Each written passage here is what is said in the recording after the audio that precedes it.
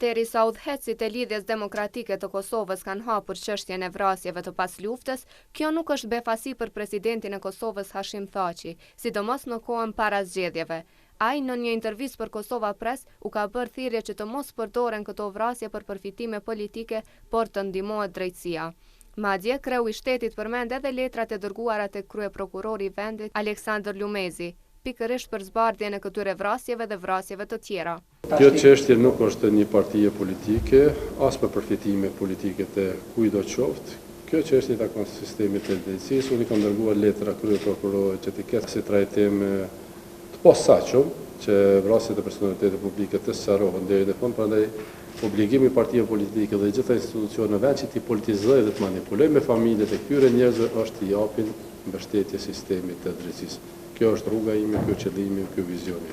Ish lideri i PDK-s, partia e të cilit ishte akuzuar në të kaluarën nga LDK-ja se ka gisht në vrasjet e eksponentëve të saj, shton se riaktualizimi i tyre para zgjedhjeve nuk është befasues, por se më shumë i lëndon familjet e të vrarve se sa u lehtëson dhembjen.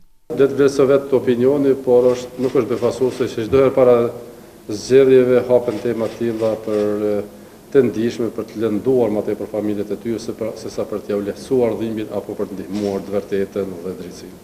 Unë theksova, ne duhet ta mbështesim drejtësinë e t'i lëmë politizimet. Në këtë intervistë, presidenti Thaçi ka folur edhe për komisionin për të vërtetën. Komisioni për të vërtetën dhe pajtimin do jetë një komision i pavarur, do jetë transparent, nuk do ta zëvendësoj drejtësinë, do ta ndihmoj drejtësinë. Unë kam besim që edhe vërteta, edhe drejtësia dhe pajtimi mund të ndodhin në Kosovë. Ka vullnet mirë prej njerëzve dhe shqiptarë dhe serbë dhe komuniteteve tjera. Serbia ka kryer gjenocid në Kosovë, por ka ndodhur gjëra të jo të mira edhe ndaj komunitetit apo individëve të tyre pas luftës.